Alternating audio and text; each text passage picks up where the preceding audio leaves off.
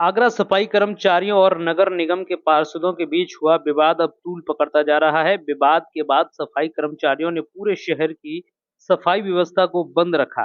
मंगलवार दोपहर को नगर निगम में नगर आयुक्त और अधिकारियों के साथ बैठक हुई, लेकिन बैठक पूरी तरीके से बेनतीजा रही। सफाई कर्मचारी पार्षद की गिरफ्तारी की मांग पर अड़े हुए हैं।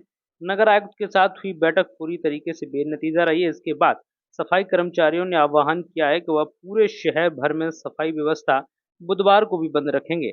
ऐसे में अब आम लोगों को समस्या होने वाली है, क्योंकि प्रतिदिन शहर भर में 1000 मीट्रिक टन कूड़ा कचरा निकलता है। शहर में अब सड़न से दुर्गंध फैलेगी। आज जो हमारे परिवार के मुखिया श्रीमान नगराज महोदय के साथ जो वार्ता हुई, हमारे संघर्ष समिति के जितने भी सम्मानित साथी थे सभी थे, सबने बिंदुवार चर्चा की, मगर किसी भी बिंदु पर जो सटीक फैसला होना चाहिए वो फैसला नहीं हो पाया।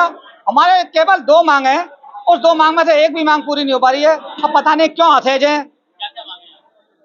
एक हमारी ये है कि जो हमारी पिंकी डाकोर हैं उनके साथ जो अभद्रता की गई है, जाति सूचक शब्दों का इस्तेमाल किया गया है और अपशब्द किए गए एक अनिल मिश्रा द्वारा, और दूसरा जो हमारे नगर निगम के सफाई नायक है विकासदीप, जिनके साथ जानलेवा हमला हुआ, बर्बरता पूर्वक मारपीट हुई है, उनके कपड़े फाड़े गए माननीय पार्षद जी के द्वारा, मगर उस पर कोई गिरफ्तारी नहीं हो रही है। मैं ये जानना चाहता हूँ, एक तरफ तो हमारे मोदी जी कहते हैं कि एक देश एक कानून है, मगर यहाँ नगर निगम में अधिकारी पिट जाए, चाहे चाटा पड़ जाए तो उसके लिए अलग कानून है, और कर्मचारी को लहूलुहान कर दिया जाए उसके लिए अलग कानून है।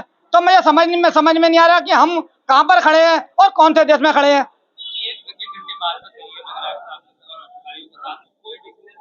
कोई डिसीजन नहीं, हमारी एक ही मांग है, दोनों आरोपितों को गिरफ्तार करिए और जो सफाई नायक है हमारे, उनकी सुरक्षा का जिम्मा ले नगर निगम।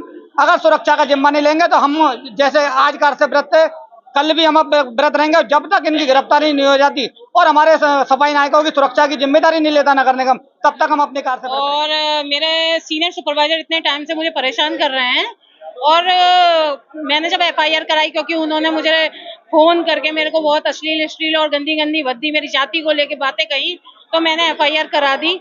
उन लोगों ने मुकदमा तो लिख लिया और कार्रवाई के नाम पर वो आ गए, कह रहे हैं कार्रवाई हो रही है, लेकिन कार्रवाई कहीं दिख नहीं रही है, क्योंकि मुझे बुलाया गया और मुझे वहां डराया गया, धमकाया गया। फिर जिसकी हम शिकायत कल भी गए थे एसएसपी ऑफिस, जो मेरे संघ के लोग गए थे, मेरे माननीय सारे लोग गए थे, उनको भी बड़ी तेज आवाज में डरा के ये बोला गया, क्या आप थे उस समय, क्या आपने देखा ये हुआ था? एक्चुअल में घटना ये हुई थी कि रात को 9 बजे उसका मेरे पास फोन आया और मेरे से, वो शायद नशे में था या जो भी था, मुझसे गंदी गंदी मेरी जात को लेके मुझे गालियां देने लगा, गंदी गंदी, और मुझे धमकी दी कि तुझे जहां भी होगी तो वहां से उठवा लूंगा तुझे।